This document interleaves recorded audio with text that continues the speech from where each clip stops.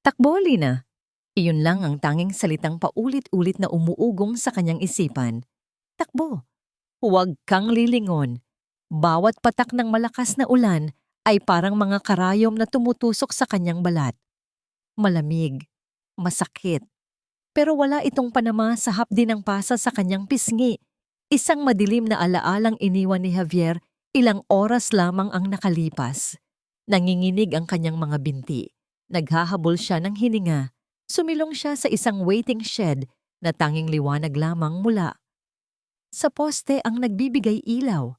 Dito sa wakas ay nagkaroon siya ng pagkakataong damhin ang sakit. Hindi lang sa kanyang mukha, kundi sa buong pagkatao niya. Isinandal niya ang kanyang likod sa pader at dahan-dahang napaupo sa malamig na semento.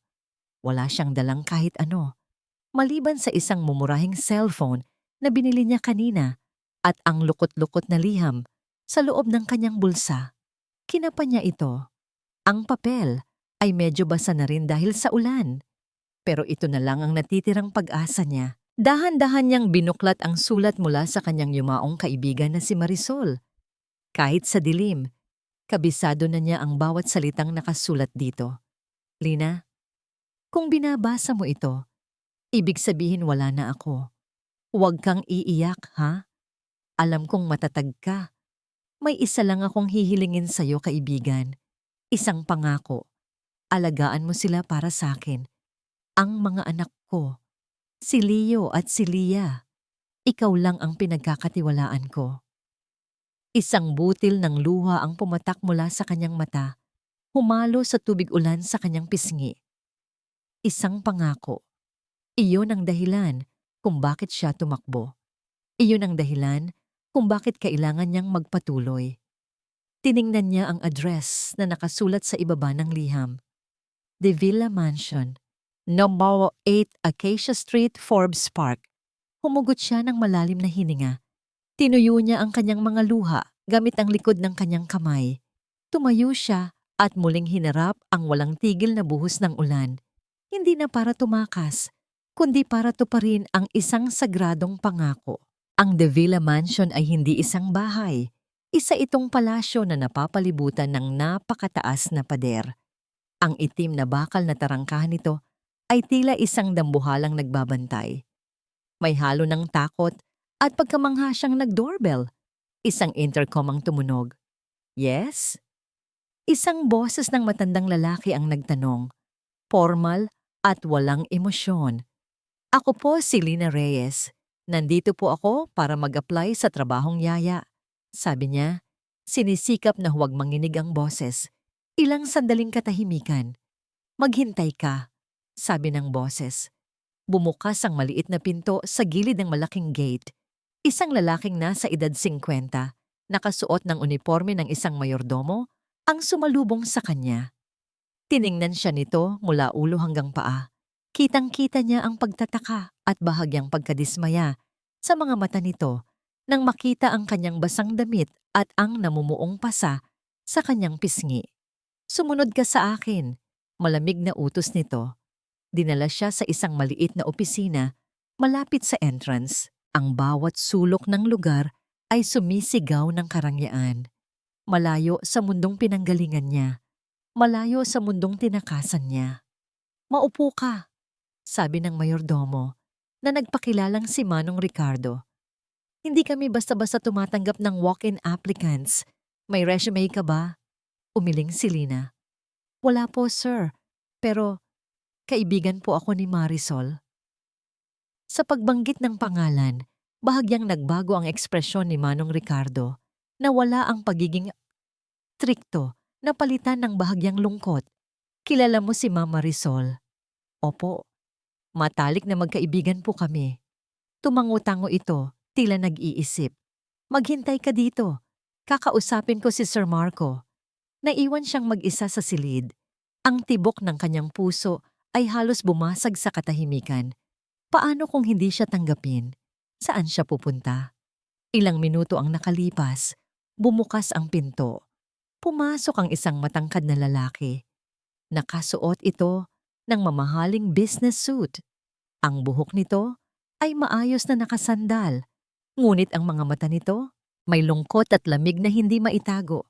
Para itong isang magandang estatwa na walang buhay. Ito si Marco de Villa, ang asawa ni Marisol, ang ama ng mga batang kailangan niya alagaan. Hindi ito nagsalita, tinitigan lang siya nito. Ang mga mata nito ay parang scanner, sinusuri ang bawat detalye ng kanyang pagkatao. Napayuko si Lina, nahihiya sa kanyang itsura. Ikaw si Lina? Tanong nito. Ang boses niya ay malalim at mas malamig pa kaysa sa ulan sa labas.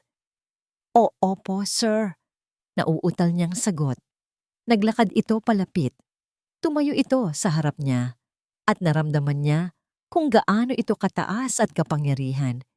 Naamoy niya ang mamahaling pabango nito, isang amoy na sumisimbolo sa mundong hindi niya kailanman magiging bahagi. Tumingin ito sa pasa sa kanyang pisngi. Hindi nagbago ang ekspresyon nito, pero naramdaman niya ang matalas na pag-aanalisa sa mga mata nito. Humugot ito ng isang buntong hininga. Bakit gusto ng isang tulad mo ang trabahong ito? Tanong nito, diretsahan at walang paligoy-ligoy. Ano ang tinatago mo? Nakatitig lang sa kanya si Marco. Ang mga mata nito ay tila sinusubukang basahin ang pinakatatagong sikreto ng kanyang kaluluwa. Ang tanong nito ay nakabitin sa hangin, mabigat at mapanganib. Kailangan ko po ng trabaho, sir. Sagot ni Lina. Pinipili ang pinakaligtas na bahagi ng katotohanan. At may pangako po ako kay Marisol. Sinabi ko po sa kanya na hindi ko pababayaan ang mga anak niya. Sa pagbanggit ng pangalan ng yumaong asawa, nakita ni Lina ang bahagyang pagbabago sa mga mata ni Marco. Isang kislap ng sakit ang dumaan doon bago muling bumalik ang lamig. Tumalikod ito at naglakad patungo sa bintana. Ricardo? Sabi nito. Hindi lumilingon. Ihanda mo ang kwarto para sa kanya. Simula na siya bukas. Gulat. Iyon ang naramdaman ni Lina. Hindi siya makapaniwala. Pati si Manong Ricardo ay tila nagulat din sa mabilis na desisyon. Pero sir, protesta ng mayordomo. Gawin mo na lang ang sinabi ko. Putol ni Marco. At ang tono nito ay pinal. At hindi na maaaring questionin pa. Pagkatapos ay umalis ito ng silid. Iniwan ang isang mabigat na katahimikan. Kinabukasan, dinala si Lina sa isang bahagi ng mansyon na tinatawag na nursery wing. Dito matatagpuan ang kwarto niya at ang silid ng kambal. Ang kwarto niya ay simple lang pero malinis. Mayroon itong sariling banyo at maliit na bintana na nakatanaw sa hardin. Para sa isang taong tumakas na walang dala, ito ay isang paraiso. Ngunit ang tunay na hamon ay naghihintay sa kabilang pinto. Kumatok muna siya bago pumasok sa silid ng mga bata. Ang kwarto ay malaki at puno ng mga mamahaling laruan. Ang pader ay may pinta ng mga cartoon animals, ngunit sa kabila ng lahat ng iyon, ang silid ay may kakaibang lungkot. Para itong isang museum na hindi maaring galawin ang mga gamit. At sa gitna ng lahat, nakaupo sa sahig ang kambal na sina Leo at Lia. Para silang mga manika. Perpekto ang kanilang mga mukha, mapuputi ang balat at suot ang magagandang damit. Ngunit ang kanilang mga mata ay blanko. Walang buhay. Magkayakap silang nakatingin sa iisang bagay. Isang naka-frame na litrato ng kanilang ina. Si Marisol. Leo? Lia? Malamig na tawag ni Lina. Agad silang napatingin sa kanya. At sa isang iglap, nakita niya ang takot sa kanilang mga mata. Mabilis silang tumayo at nagtago sa likod ng isang maliit na lamesa. Mahigpit pa ring hawak ang litrato. Hindi sila nagsalita. Hindi sila gumawa ng kahit anong ingay. Tanging ang kanilang malalaking mata ang nangungusap, mga matang puno ng sakit at kawalan ng tiwala. Lumuhod si Lina para maging kapantay nila. Huwag kayong matakot, sabi niya na may ngiti. Ako si Lina, bagong yaya niyo. Kaibigan ako ng mama niyo. Wala pa ring reaksyon. Nanatili lang silang nakatitig sa kanya. Tila sinusuri kung isa rin ba siyang panganib. Biglang bumukas ang pinto. Isang babae ang pumasok. Perpektong-perpekto mula ulo hanggang paa. Ang mamahaling damit nito ay bumagay sa kanyang aroganteng tindig. Ang amoy ng pabango nito ay agad na nangingibabaw sa buong silid. So ikaw pala ang bago, sabi nito. Ang boses ay matamis, pero may bahid ng lason. Tiningnan siya nito na para bang isa siyang dumi na napadpad sa mamahalin nitong sapatos. Ito si Victoria de la Torre, ang fiancé ni Marco. Good morning po, ma'am. Magalang na bati ni Lina. Hindi siya pinansin ni Victoria. Lumapit ito sa mga bata. Come here, darlings, sabi nito sa mga bata, ngunit ang tono niya ay walang init. Your new yaya is here. Hindi gumalaw ang kambal. Mas lalo lang humigpit ang yakap nila sa isa't isa. Nainis si Victoria. Humarap ito kay Lina. Mukhang hindi ka epektibo. Make sure you do your job properly. Ayokong na-stress si Marco dahil sa mga bata. Pagkatapos noon ay tinalikuran na sila nito at lumabas. Sa loob ng isang linggo, iyon ang naging routine nila. Si Lina ay sinusubukang gumawa ng koneksyon sa mga bata, ngunit laging may pader sa pagitan nila. Si Victoria naman ay laging naghahanap ng paraan para ipamukha kay Lina na isa lang siyang utusan. Isang hapon, habang naghahanda si Lina ng merienda, aksidenteng nahulog ang isang baso mula sa tray. Ang tunog ng nabasag na salamin ay umalingaw-ngaw sa kusina. Bigla, narinig niya ang sigaw mula sa sala. Nagmamadali siyang tumakbo doon. Nakita niya sina Leo at Lia sa isang sulok, nanginginig at umiiyak ng walang tunog. Takot na takot ang kanilang mga mata. Tila narinig nila ang pinakakakilakilabot na bagay sa mundo. Napagtanto ni Lina, natatakot sila sa malalakas na tunog. Ang tunog ng nabasag na baso ay marahil nagpaalala sa kanila ng tunog ng car crash na kumitil sa buhay ng kanilang ina. Nilapitan niya ang mga bata at niyakap. Shh! Okay lang. Wala yon. Ligtas kayo. Paulit-ulit niyang bulong. Gabi na. Tulog na ang kambal. Pinagmamasdan sila ni Lina mula sa gilid ng kanilang kama. Ang mga mukha nila ay payapa kapag natutulog. Nawawala ang takot. Naalala ni Lina ang isang bagay, isang kanta na palaging kinakanta ni Marisol sa kanya noong nabubuhay pa ito, tuwing siya ay nalulungkot. Dahan-dahan, sa napakahinang boses, sinimulan niyang kantahin ito. Tulog na, mahal ko, anghel sa iyong panaginip. Nandito lang ako, hinding-hindi aalis. Habang kumakanta siya, napansin niya ang isang bahagyang paggalaw. Bahagyang sumilip si Lia mula sa ilalim ng kumot. Ang mga mata nito ay nakatutok sa kanya. Walang takot, tanging purong pagtataka. Ngumiti si Lina at nagpatuloy sa pagkanta. Ito ang unang pagkakataon na naramdaman niyang may pag-asa. Paglabas niya ng kwarto, nagulat siya nang makita si Victoria na naghihintay sa hallway. Nakasandal ito sa pader, nakahalukip-kip at matalimang tingin sa kanya. Magaling kang kumanta. Sarkastikong sabi nito. Pero huwag mong isipin na dahil dyan, magiging espesyal ka na. Lumapit ito sa kanya. Ang bawat hakbang ay may bigat. Tandaan mo kung saan ka lulugar. Bulong nito. Ang boses ay puno ng babala. Huwag na huwag mong susubukang lampasan ang linya ng pagiging isang yaya. Ang babala ni Victoria ay parang isang malamig na kamay na humahaplos sa batok ni Lina sa tuwing siya'y nag-iisa. Ngunit sa tuwing kasama niya ang kambal, nawawala ang lahat ng takot. Napapalitan ito ng isang matinding determinasyon. Dahil hindi nagsasalita sina Leo at Lia, naisip ni Lina na kailangan niyang humanap ng ibang paraan para sila ay magkaintindihan. Hindi pwedeng habang buhay ay mananatili silang bilanggo sa kanilang katahimikan. Kaya isang umaga, umupo siya sa sahig kaharap nila at itinaas ang kanyang kamay. Gutom? Tanong niya. habang ginagalaw ang kanyang mga daliri na parang kumakain.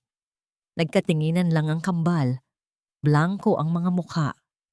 Inulit ni Lina. Ngumiti siya. Masarap ang almusal. Gusto nyo? Pagkatapos ng ilang subok, nakita niya ang bahagyang paggalaw mula kay Leah. Tinangka nitong gayahin ang senyas niya, kahit na medyo alanganin. Isang maliit na tagumpay.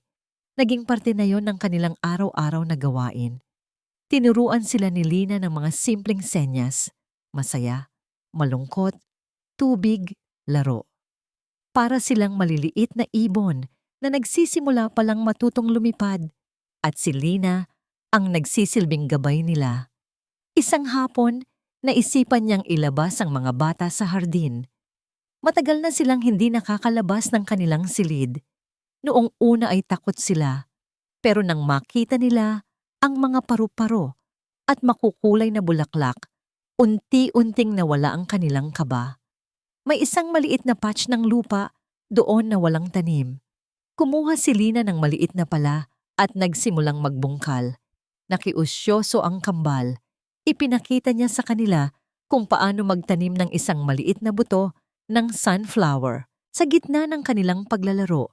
Hindi na malaya ni Lina na may isang taong nanonood sa kanila mula sa bintana ng opisina sa ikalawang palapag. Nakatayo doon si Marco. Papunta sana siya sa isang meeting, ngunit napatigil siya sa tanawing kanyang nakita. Ang kanyang mga anak, na palaging nasa isang sulok lang, ay ngayon nasa labas. Nadudumihan ang kanilang mga kamay sa lupa. At si Lina, nakaluhod sa damuhan, tumatawa kasama nila. Isang tawa na tila musika sa napakatahimik na mansyon. May kung anong kumurot sa puso ni Marco. Isang pakiramdam na matagal na niyang kinalimutan. Kinagabihan, habang pabalik sila sa loob ng bahay, isang malakas na sigaw ang sumalubong sa kanila. Anong ginawa niyo? Si Victoria, nakatayo sa gitna ng sala, galit na nakaturo sa isang tumpok ng basag na porselana sa sahig. Isang napakamahal na antigong florera. Sinong nakabasag nito? Sigaw niya. Ang mga mata niya ay agad na napunta sa kambal na ngayon ay nanginginig sa takot sa likod ni Lina. Kayo ano? Kayong dalawa? Mga walang disiplina. Ma'am, hindi po. Tangkang paliwanag ni Lina. Huwag kang makialam dito, Yaya. Putol ni Victoria. Dahil sa kapabayaan mo kaya sila naging ganito. Lalapitan na sana ni Victoria ang mga bata nang mabilis na humarang si Lina. Itinago niya ang kambal sa kanyang likuran. Ako po, mahinang sabi ni Lina, ngunit buo ang boses. Ako po ang nakabasag, hindi po sinasadya. Nagulat si Victoria, tumaas ang kilay nito. Talaga? Ikaw? Opo ma'am, pasensya na po. Tiningnan ni Victoria si Lina na may pagkasuklam. Alam mo ba kung magkano ang halaga niyan? Buong buhay mo sigurong pagtatrabahuhan, yan para mabayaran. Ideduct ko yan sa sahod mo. Tumalikod na ito at umalis. Iniwan silang tatlo sa sala. Niyakap ni Lina ang kambal. Naramdaman niya ang panginginig ng mga ito. Nang gabing iyon, hindi mapakali si Lina. Alam niyang hindi tama ang ginawa niya, pero kailangan niyang protektahan ang mga bata. May kumatok sa kanyang pinto. Pagbukas niya, nagulat siya nang makita si Marco. Sir? Hindi ito nagsalita. Pumasok ito sa kanyang silid. May dala itong tablet. Pinindot niya ito at ipinakita sa kanya ang isang video. Iyon ang recording mula sa CCTV camera sa sala. Malinaw na ipinakita doon na si Victoria habang may kausap sa telepono at hindi nakatingin sa dinadaanan, ang siyang aksidenteng nakabangga at nakabasag ng florera. Ibinalik ni Marco ang tablet. Tiningnan niya si Lina. At sa unang pagkakataon, walang lamig sa mga mata nito. May kung anong hindi maipaliwanag na emosyon doon. Bakit mo ginawa yon? Tanong niya. Bakit mo inako ang kasalanan na hindi mo ginawa? Napayuko si Lina. Natakot po sila, sir. Ayoko pong nakikita silang natatakot. Ilang sandaling katahimikan. Salamat. sabi ni Marco. 2 salita lang yon, pero para kay Lina, iyon na ang pinakamahalagang bagay na narinig niya sa buong buhay niya. Umalis si Marco na walang ibang sinabi. Isinara ni Lina ang pinto at napasandal dito, napahawak sa kanyang dibdib. Bumalik siya sa silid ng kambal para tingnan kung mahimbing na ang tulog nila. Inayos niya ang kumot ni Lia. Pagkatapos, lumapit siya kay Leo. Habang inaayos niya ang kumot nito, biglang gumalaw ang kamay ng bata. At sa kanyang pagkagulat, hinawakan nito ang kanyang kamay. Mahigpit, hindi ito nagsalita. Ngunit ang munting paghawak na yon ay mas malinaw pa sa kahit anong salita. Iyon ay isang senyas ng tiwala, ang unang sinag ng pag-asa sa madilim na mundo ni Lina. Ang paghawak ni Leo sa kanyang kamay ay naging simula ng malaking pagbabago. Ang mansyon na dati nababalot ng katahimikan at lungkot ay unti-unting nagkaroon ng buhay. Nagsimulang lumabas ng kanilang silid ang kambal. Hindi pa rin sila nagsasalita, pero ang kanilang mga mata ay nagsimula ng muling mangusap, hindi na ng takot, kundi ng pagkamausisa. At ang pinakamalaking pagbabago ay nakita ni Lina kay Marco. Mas madalas na itong umuuwi ng maaga mula sa opisina. Minsan, mahuhuli niya itong nakatayo sa may pinto ng playroom, tahimik na pinapanood sila habang naglalaro. Wala pa ring ngiti sa mga labi nito, pero ang lamig sa mga mata nito ay unti-unting natutunaw. Isang hapon, habang tinuturuan ni Lina ang mga bata na mag-drawing, pumasok si Marco sa silid. May dala itong itim na portfolio, tila kararating lang mula sa trabaho. Napatigil ito nang makita ang kalat. Si Leo at Lia ay puno ng pintura, ang mga kamay at mukha. Pati si Lina ay mayroon ding pulang pintura sa kanyang pisngi. Anong nangyayari dito? Tanong ni Marco. Ang boses niya ay seryoso pero walang bakas ng galit. Biglang kinuha ni Leo ang brush na may asul na pintura at iwinagayway ito. Isang patak ng pintura ang tumalsik at tumama mismo sa puting-puting polo ni Marco. Natigilan ang lahat. Nanlaki ang mga mata ni Lina sa takot. Maging ang kambal ay napatigil.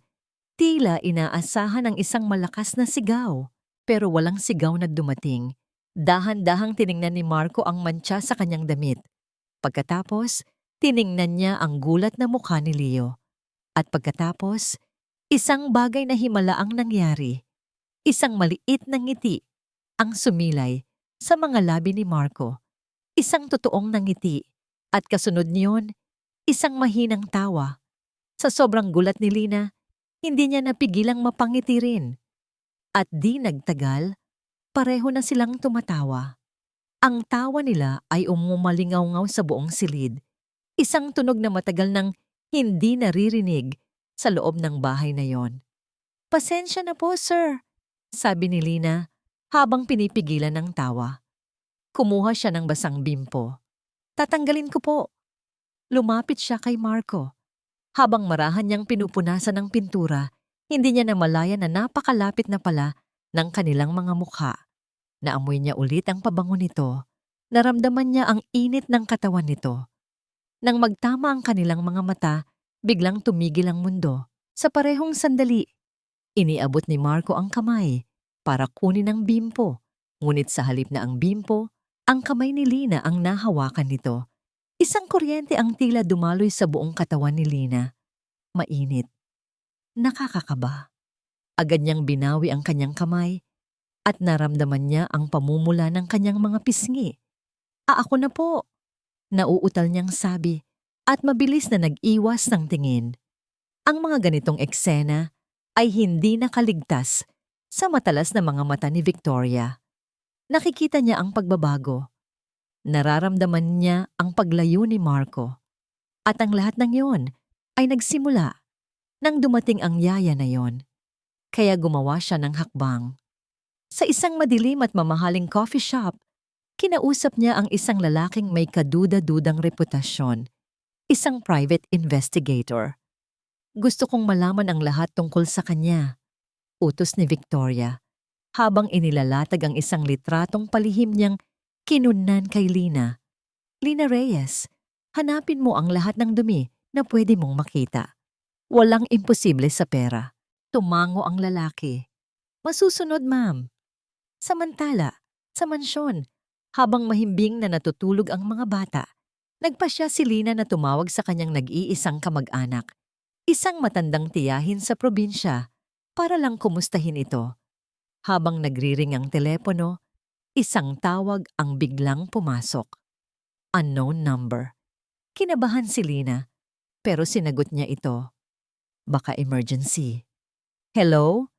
Katahimikan sa kabilang linya. Tanging ang tunog ng isang mahinang paghinga ang kanyang naririnig. Hello? Sino to? Ulit niya.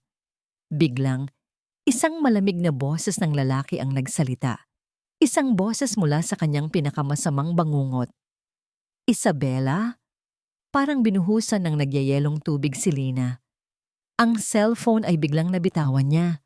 Bumagsak sa sahig na may malakas na kalabog. Napasandal siya sa pader. Nanginginig ang buong katawan at hirap na hirap huminga. Hindi maari.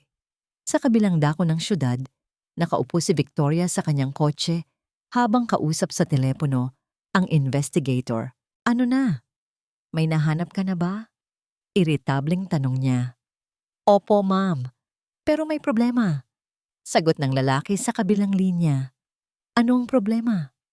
Nag-alinlangan sandali ang investigator bago sumagot. Ma'am, binuo ko na ang lahat ng records. Walang anumang record sa isang Lina Reyes bago ang 2 buwan. Napakunot ang noo ni Victoria. Ano ang ibig mong sabihin? Para siyang isang multo na bigla na lang lumitaw. Model, Chuck Chanroy. Ito ang Chapter 6, kung saan magsisimula ang malaking pagbabago sa relasyon ni Marco at Victoria. At ang anino ni Javier ay muling magpapakita. Chung Sao, ang pagbigkas ng mama ng kambal ay nagdulot ng gulat sa buong ballroom. Nagkaroon ng bulungan, ang mga bisita ay nagtataka, at ang ilan ay tila hindi makapaniwala. Napakagatlabi si Victoria. Ang kanyang perpektong gabi ay nasira. Hindi niya pwedeng palampasin ito. Lumapit siya kay Marco na nakatulala pa rin sa mga anak at kay Lina. Marco? Bulong niya, ngunit puno ng galit. Anong ginagawa ng yaya na yan? Sinisira niya ang event mo. At bakit mama ang tawag sa kanya ng mga bata? Hindi ito tama. Ngunit hindi siya pinansin ni Marco. Lumapit ito kay Lina at sa kambal. Lumuhod siya sa harap nila. Leo? Lia? Marahang tanong niya. Nagsalita kayo? Tumango ang kambal. Mahigpit pa ring nakayakap kay Lina. Mama? Ulit ni Lia. At pagkatapos ay sumiksik pa, lalo sa balikat ni Lina. Sa unang pagkakataon, nakita ni Victoria na may kislap ng kagalakan sa mga mata ni Marco. Isang kagalakan na matagal nang nawala mula nang mamatay si Marisol. Umalis ka na dyan, Lina. Sigaw ni Victoria, hindi na napigilan ang kanyang galit. Huwag mong samantalahin ang sitwasyon. Trabaho mo lang ang mag-alaga, hindi ang umasta na nanay sila. Biglang tumayo si Marco at hinarap si Victoria. Ang kanyang mga mata ay matalim, puno ng babala. Victoria, sabi niya, ang boses ay mababa at mapanganib. Huwag mo silang sigawan. Nagulat si Victoria. Hindi siya sanay na sinisigawan ni Marco, lalo na sa harap ng maraming tao. Pero Marco, tignan mo ang ginagawa niya. Nilalapastangan niya ang memorya ni Marisol. Ang mahalaga ngayon ay masaya ang mga anak ko. Kung saan sila masaya, doon sila. Pinal na sabi ni Marco. Pagkatapos, lumingon siya sa mga bisita. Pasensya na po sa nangyari. Magpatuloy po tayo sa programa. Humarap ulit siya kay Lina at sa isang kilos na nagpagulat sa lahat, inabot niya ang kamay nito. Lina, dalhin mo na ang mga bata sa itaas. Kailangan na nilang magpahinga. Napakunot ang noo ni Victoria. Para siyang pinahiya sa harap ng lahat. Ang galit ay nag-aapoy sa kanyang mga mata habang pinapanood niya si Lina na inaalalayan ng kambal palabas ng ballroom. Kinabukasan ang balita tungkol sa milagro sa De Villa Mansion ay kumalat sa lahat ng pahayagan at social media. Ang litrato ni Lina na kayakap ang kambal habang tinatawag siyang mama ay nasa headline. Sa isang mansyon na malayo sa De Villa, nakaupo si Javier Sandoval sa kanyang malaking upuan, nakatingin sa kanyang tablet. Isang newspaper article ang nakadisplay doon at sa gitna nito ang litrato ni Lina. Isang ngangisi ang unti-unting sumilay sa kanyang labi. Isabela, ngayon, alam ko na kung saan ka nagtatago. Bulong niya, ang kanyang mga mata ay puno ng pagkauhaw. Hindi ka makakatakas sa akin. Samantala, sa De Villa Mansion, abala si Lina sa pag-aalaga ng kambal, ngunit hindi niya maiwasang maramdaman ang bigat ng tingin ni Marco sa tuwing nagkakasama sila. Ibang-iba na ito. Hindi na ito ang malamig na Marco na unang nakilala niya. Isang gabi, matapos matulog ang mga bata, naabutan niya si Marco sa garden. Nakaupo ito sa isang bench, nakatanaw sa madilim na kalangitan. "Sir?" tawag niya. Lumingon si Marco.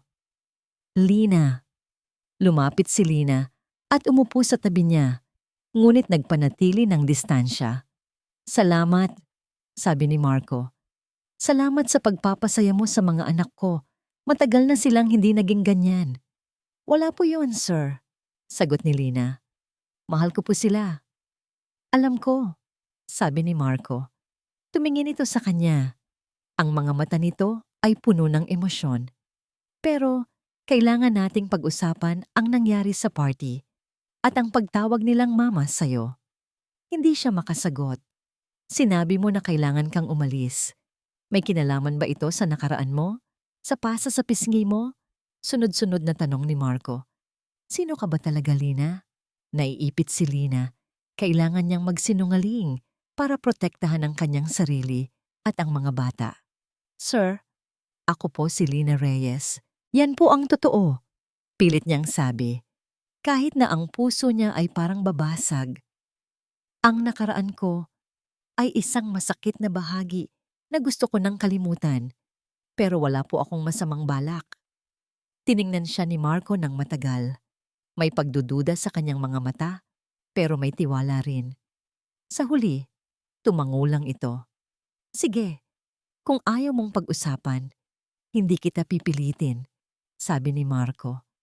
"Pero Lina, kung may problema, sabihin mo sa akin. Nandito ako." Kinaumagahan, habang nag-aayos si Lina ng kanyang mga gamit sa kwarto, bigla siyang nakakita ng isang lumang larawan sa ilalim ng unan. Isang litrato ni Isabela Montoya, nakangiti, suot ang mamahaling gown. Ang kanyang mukha ay halos kamukha ni Lina. Biglang may kumatok, bumukas ang pinto, at si Marco ang bumungad. "Lina," sabi niya, may pag-aalala sa boses. "Nakita ko ang post ni Victoria. May connection daw ang Marisol sa isang Isabela Montoya. Kilala mo ba siya?" Naramdaman ni Lina ang paglamig ng kanyang dugo. Ang litrato ni Isabela Montoya ay nahulog sa sahig, ngunit bago pa makita ni Marco, mabilis niyang itinago ito sa likuran niya. "Sa sino po iyon, sir?" pilit niyang tanong. Ang kanyang boses ay nanginginig. Tiningnan siya ni Marco. May pagdududa sa mga mata nito, ngunit nagpatuloy pa rin siya. "Si Victoria." Nag-post siya ng isang lumang larawan. May kasamang caption na nagtatanong kung bakit daw may koneksyon ang yaya ng mga anak ko sa isang kilalang pamilya. Hindi ko maintindihan. "Kilala mo ba talaga si Isabela Montoya?" Umiling si Lina, pilit na pinapanatili ang kanyang katahimikan. "Hindi po, sir. Hindi ko po siya kilala." Tinitigan siya ni Marco ng matagal. May nararamdaman siyang may hindi sinasabi si Lina, ngunit pinili niyang huwag na lang itong pilitin. "Sige," sabi ni Marco, na may halong pagkabigo. "Kung ayaw mong sabihin, hindi kita pipilitin. Pero Lina, kung may itinatago ka, sana ay hindi ito makakasama sa mga anak ko." Umalis si Marco sa silid. Naiwan si Lina na nanginginig sa takot. Hindi naligtas ang mansyon, Hindi na siya ligtas. Kailangan niyang umalis bago pa malaman ni Marco ang buong katotohanan. Ngunit paano ang mga bata? Samantala, abala si Victoria sa pagtawag sa kanyang investigator. May nahanap ka na ba talaga sa Lina Reyes na yan? Iritableng tanong niya. Ma'am, wala po talaga akong makita. Maliban po sa isang bagay, sabi ng investigator, na wala po siya bigla sa lahat ng record mga 1 taon na po ang nakalipas. Para siyang naglaho sa hangin. Pero nakita ko po sa records ng family business ni Isabela Montoya na may biglang pagbabago sa pangalan sa payroll. May isang empleyado na biglang nag-resign, Lina Reyes. Isang ngiti ang sumilay sa labi ni Victoria. Tama ako. May connection sila.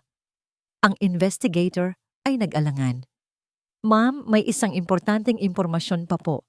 May isang Javier Sandoval na matagal nang hinahanap si Isabela Montoya. Sinasabi na may relasyon daw sila noon. At ngayon, naghahanap din siya ng isang babae na halos kamukha ni Isabela na ang pangalan ay Lina Reyes. Napapahawak si Victoria sa kanyang telepono. Javier Sandoval? Kilala niya ang pangalang iyon. Isang maimpluwensyang tao na may madilim na reputasyon. Isang ideya ang biglang pumasok sa kanyang isip. Kinagabihan, nakaupo si Victoria sa isang pribadong silid ng isang mamahaling restaurant. Nasa harapan niya nakangisi si Javier Sandoval. Miss Dela Torre, sabi ni Javier, ang kanyang mga mata ay tila ahas na handang dumag. Isang malaking karangalan ang makasama ka ngayong gabi. Hindi ako nandito para sa magandang gabi, Mr. Sandoval. Diretsahang sabi ni Victoria. Nandito ako dahil may pareho tayong problema. Isang babaeng nagngangalang Lina. Nawala ang nangisi ni Javier. Napalitan ito ng matalim na tingin. Anong alam mo sa kanya? Alam ko na siya si Isabela Montoya, sabi ni Victoria, at nakita niya ang bahagyang pagkabigla sa mukha ni Javier. At alam ko rin na hinahanap mo siya. Gusto kong tulungan ka. Humalakak si Javier. At ano naman ang gusto mo kapalit? Gusto kong mawala siya sa buhay ni Marco, sabi ni Victoria. Ang kanyang boses ay puno ng puot. Wala siyang karapatan sa buhay na yon. Nakangisi si Javier. Alam kong may gusto si Isabela kay Marco, pero may mas malalim pa siyang dahilan para magtago. Nag-alinlangan sandali si Javier bago nagsalita. Alam ni Marisol ang tungkol sa akin. Alam niya ang lahat ng sikreto ko. Nang malaman niyang magpapakasal ako kay Isabela, pinigilan niya si Isabela na pakasalan ako. Gusto niya akong ilantad. Nanlaki ang mga mata ni Victoria. Anong ibig mong sabihin? Ang aksidente ni Marisol, sabi ni Javier. Ang kanyang boses ay puno ng pagtatagumpay. Hindi iyon aksidente. Iyon ay gawa ko. Gusto niya akong sirain, kaya inunahan ko na siya. Kailangan kong protektahan ang aking pangalan, ang aking imperyo. Napasandal si Victoria sa upuan, gulat na gulat. Ang nakangising mukha ni Javier ay para bang isang demonyo. Kailangan ko si Isabela, patuloy ni Javier, para matiyak na mananatiling nakabaon ang lihim na ito. At ngayon, nagtatago siya sa ilalim ng pangalang Lina Reyes sa bahay ng asawa ng pinatay ko. Ngumisi si Victoria. Kung ganoon, mayroon tayong parehong interes at alam ko kung paano mo siya makukuha. Sa mansyon ni Marco, bukas ng gabi. Walang bantay sa likod na gate. May bahagyang kislap ng takot sa mga mata ni Victoria, ngunit nanalo pa rin ang kanyang galit at pagkainggit. Inabot niya ang isang susi sa mesa. Ito ang susi sa likod na gate, sabi ni Victoria. Gawin mo ang dapat mong gawin. Siguraduhin mong hindi na siya makikita pa. Kinaumagahan, tila may kakaibang bigat sa hangin. Naramdaman ni Lina ang papalapit na panganib, ngunit hindi niya alam kung paano ito haharapin. Sinubukan niyang magkunwari na normal ang lahat, abala sa paglalaro ng mga bata sa sala. Lumapit si Marco sa kanya. Ang kanyang mukha ay seryoso. Lina, kailangan kong umalis para sa isang emergency business trip. Isang gabi lang ako mawawala. Babalik ako bukas ng umaga. Napakunot ang noo ni Lina. Pero sir, delikado po kung wala kayo dito. Si Victoria po. Huwag kang mag-alala kay Victoria. Putol ni Marco. Kinakausap ko na siya. Hindi na niya kayo guguluhin. Nag-alinlangan si Lina. Hindi siya sigurado. May kakaibang kutob siyang nararamdaman. Lina, pakiusap, sabi ni Marco. May pag-aalala sa boses. Pagbalik ko, kailangan nating mag-usap ng masinsinan. Sana ay handa ka nang sabihin ang totoo. Tumango si Lina, ngunit ang puso niya ay mabigat. Hindi niya alam kung may bukas pa para sa kanya. Kinaumagahan, habang papalubog ang araw, sinimulan ni Lina ang kanyang gabi. Pinatulog niya ang mga bata ng maaga at pagkatapos ay bumalik sa kanyang kwarto para magbasa ng libro. Ngunit hindi niya maiwasang maramdaman ang kakaibang katahimikan sa mansyon. Walang ingay, walang Victoria, biglang namatay ang ilaw sa buong mansyon. Nagulantang si Lina.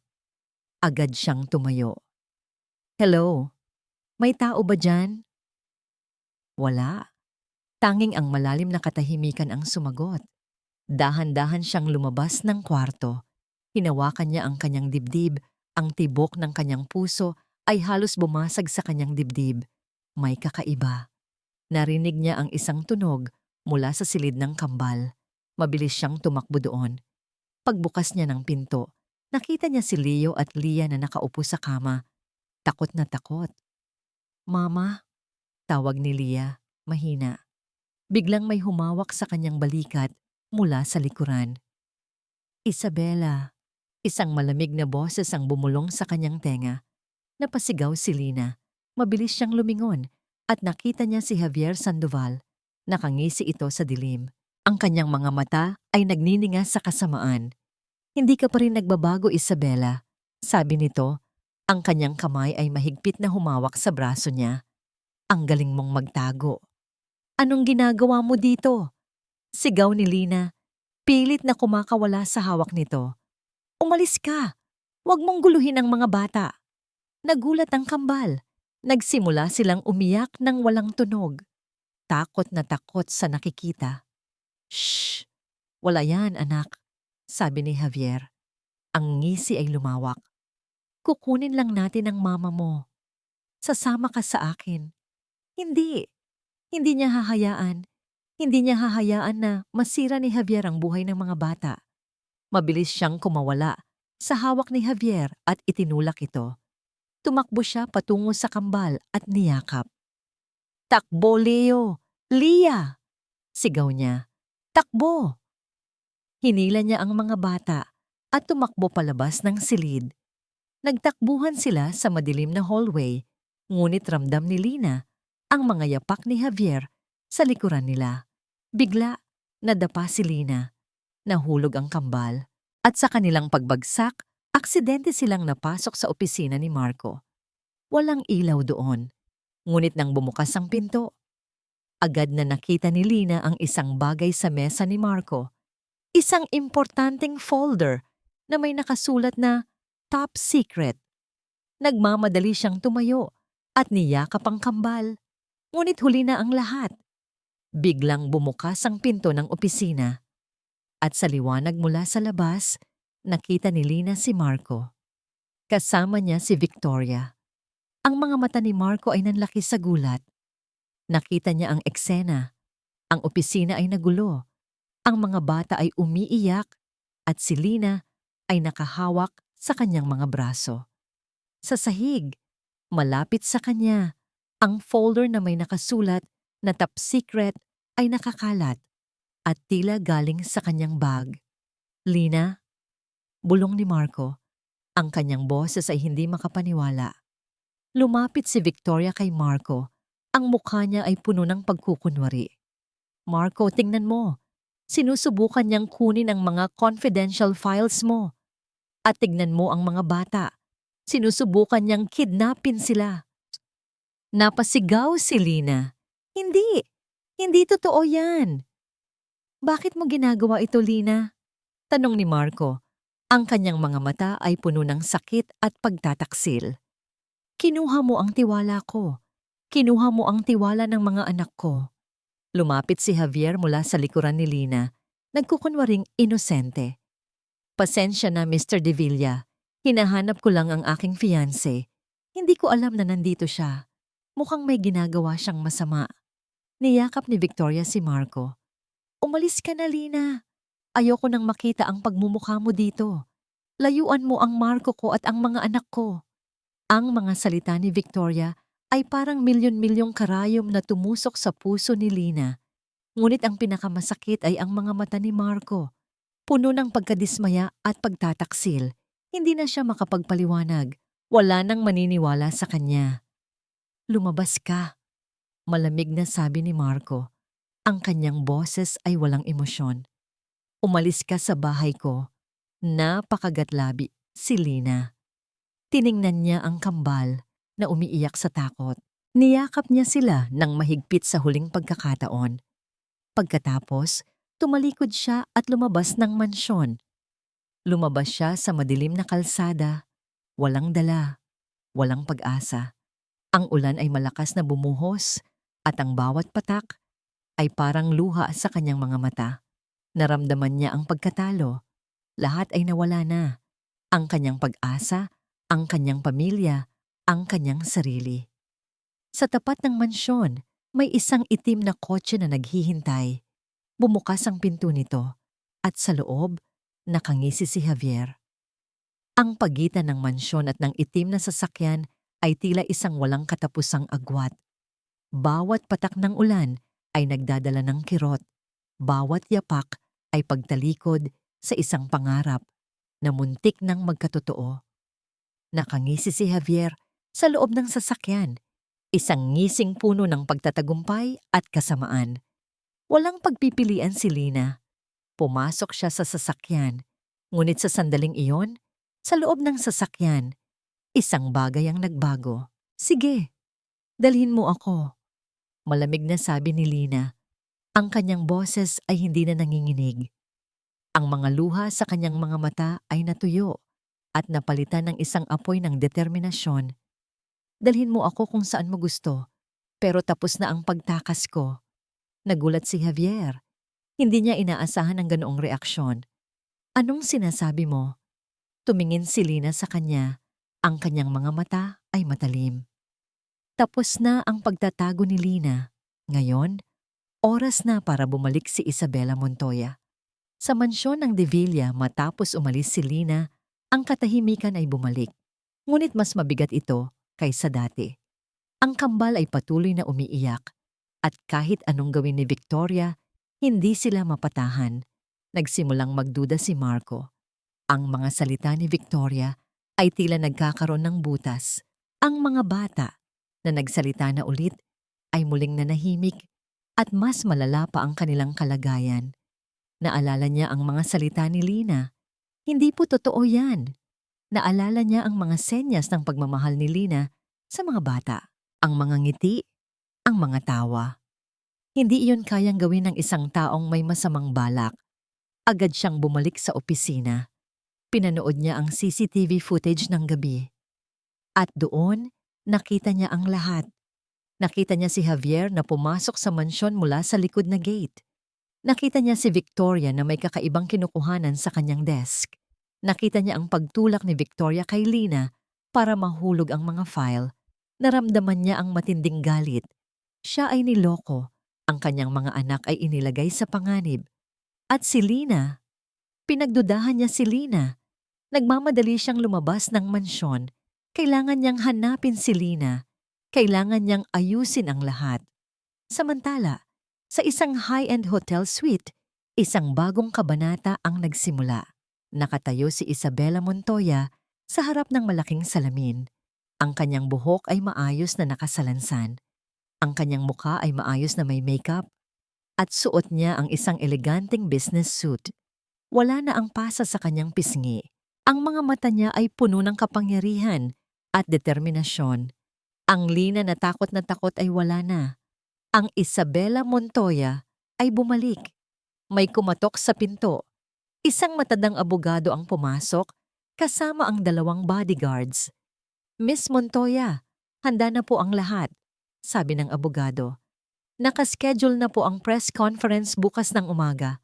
Tumango si Isabela. Magandang. Kailangan kong linisin ang pangalan ko. At higit sa lahat, kailangan kong makamit ang hustisya para kay Marisol. Kinabukasan, ang buong bansa ay nagulat sa balita. Si Isabela Montoya, ang nawawalang tagapagmana ng Montoya Pharmaceuticals, ay muling nagpakita at sa isang press conference, inilantad niya ang lahat. Ako po si Isabela Montoya, sabi niya. Ang kanyang boses ay malakas at malinaw. At nandito po ako para ilantad ang katotohanan. Ako po ay biktima ng domestic violence mula sa aking dating fiancé, si Javier Sandoval. Nagulantang ang mga mamamahayag, ngunit hindi pa siya tapos. Hindi lang po iyon, patuloy ni Isabela. May matinding ebidensya po ako na si Javier Sandoval din ang nasa likod ng pagkamatay ng aking matalik na kaibigan, si Marisol de Villa. Nagkagulo ang mga media, walang gustong maniwala. At bukas ng gabi, sabi ni Isabela, ang kanyang mga mata ay matalim. Sa charity gala ng Montoya Foundation, ilalabas ko ang lahat ng ebidensya at doon, makikita niyo kung sino ang tunay na kriminal. Hindi na malaya ni Isabela na nasa gitna ng press conference, nakatayo sa isang sulok si Marco de Villa. Nakikinig siya sa bawat salita. Ang kanyang puso ay puno ng sakit at pag-asa. Si Lina. Siya pala si Isabela. Sa kanyang hotel room, abala si Victoria sa pagtawag kay Javier. Ano bang nangyayari? Bakit naglabas ng ganyang impormasyon si Isabela? Hindi ko alam, sagot ni Javier. Ang kanyang boses ay puno ng takot. Akala ko ay hawak ko na siya. Kailangan nating pigilan siya. Kailangan nating gawin ang lahat para hindi siya makapagsalita bukas, sabi ni Victoria. Dahil kung makakapagsalita siya, tapos na tayo. Nang gabing iyon, sa isa pang madilim na silid, nakaupo si Isabela. Tiningnan ang litrato ni Marisol. Marisol, tutuparin ko ang pangako ko sa'yo, bulong niya. Makakamit mo ang hustisya at poprotektahan ko ang mga anak mo. Poprotektahan ko ang pamilya na ipinagkatiwala mo sa akin. Kinabukasan, sa entrada ng Montoya Foundation Gala, nagtipon ang lahat ng prominenteng tao. Ngunit ang tensyon sa hangin ay napakakapal. Lahat ay naghihintay. At sa gitna ng lahat, naglakad si Isabela Montoya. Hindi na siya isang takot na Lina. Isa na siyang reyna. Sa tapat niya, nakatayo si Javier Sandoval kasama si Victoria de la Torre. Ang kanilang mga mukha ay puno ng takot at pagtatago. Naglakad si Isabela sa gitna ng dalawa. Tiningnan niya si Javier at pagkatapos, tiningnan niya si Victoria. Javier Sandoval, sabi ni Isabela, ang kanyang boses ay malakas at malinaw. Hindi ka lang isang manloloko, isa ka ring mamamatay tao. Ang paglalantad ni Isabela sa harap ng lahat ay nagdulot ng gulat at kaguluhan. Ang mga security guard ay lumapit kay Javier, ngunit nagawa niyang makawala. Sinubukan niyang tumakas, ngunit hinarangan siya ni Marco de Villa. Hindi ka makakatakas, sabi ni Marco. Ang kanyang mga mata ay nagliliwanag sa galit. Pinagkatiwalaan kita, pero niloko mo ako. Pinagtaksilan mo ako. Sa gitna ng kaguluhan, tinawag ni Isabela ang mga investigador. Hinarap niya si Javier at sa buong gala, ipinakita niya ang lahat ng ebidensya. Ang pag-uusap nila ni Victoria, ang pag-amin ni Javier sa pagkamatay ni Marisol. Ang mga saksi ay lumapit at ang mga testigo ay nagbigay ng pahayag. Wala nang makakatakas si Javier. Nakita ni Victoria ang pagbagsak ng kanyang mundo. Ang kanyang pagkatao, ang kanyang kayamanan, ang kanyang kinabukasan. Lahat ay nawala. Naluluhang tinanong ni Isabela si Marco, "Naniwala ka ba sa akin?" Tumingin si Marco kay Isabela. Ang kanyang mga mata ay puno ng pagmamahal. "Oo, nagkamali ako. Pero naniniwala ako sa'yo. Ngayon pa. Dinala ni Isabela ang mga bata, sina Leo at Lia, sa entablado. Tingnan niyo ang mga anak ni Marisol, sabi ni Isabela. Ang kanyang boses ay nanginginig sa emosyon. Sila ang dahilan kung bakit ako lumaban. Sila ang dahilan kung bakit ako bumalik. Sila ang aking pamilya. Dahan-dahang lumapit ang kambal kay Isabela, yumakap at hindi sila. Mama, bulong ni Leo. Ngumiti si Isabela at sa unang pagkakataon, ang kanyang mga mata ay puno ng tunay na kaligayahan. Isang araw, pagkatapos ng gala, sa harap ng puntod ni Marisol, nakatayo sina Marco at Isabela. Maraming salamat sa iyo, Marisol, sabi ni Marco. Ang kanyang mga mata ay puno ng lungkot. Alam kong nasa maayos ka ng kalagayan, pero sana napatawad mo ako sa lahat. Humarap siya kay Isabela. Isabela, sabi niya. Ang kanyang mga mata ay puno ng pagmamahal. Alam kong napakarami mong pinagdaanan, pero sa lahat ng yon, hindi ka sumuko. Lumaban ka. Ikaw ay isang malakas na babae. Lumuhod siya. Hihilingin ko ba na maging mag-asawa tayo o na bumalik ka sa buhay ng pagiging mayaman at iiwan ako? Hinawakan ni Isabela ang kanyang kamay. Ang kanyang mga mata ay puno ng emosyon. Marco, ang kayamanan ay hindi sa pera. Ang kayamanan ay sa pamilya. Nakita ko ang kayamanan ko sa iyo at sa mga bata. Niyakap niya si Marco. Hindi ako aali. Hindi ko kayo iiwan, sabi niya. Dahil ang tunay na tahanan ng puso ko ay nasa inyo. Makalipas ang ilang buwan, nakaupo sina Isabela, Marco, Leo at Lia sa hardin ng De Villa Mansion. Nagsasaya silang naglalaro. Ang dating tahimik na hardin ay puno ng halakhak at kagalakan. Tumunog ang cellphone ni Isabela. Isang tawag mula sa kanyang mga abogado. Miss Montoya, gusto po naming ipagbigay alam sa inyo. Nalutas na po ang kaso ng Montoya Pharmaceuticals. Kailangan po naming mag-usap tungkol sa pagbabalik ng inyong posisyon bilang CEO. Tumingin si Isabela kay Marco at sa kambal. Ngumiti siya. At pagkatapos, pinatay niya ang cellphone. Ang pag-ibig, ang pamilya, iyan ang pinakamahalagang bagay sa mundo.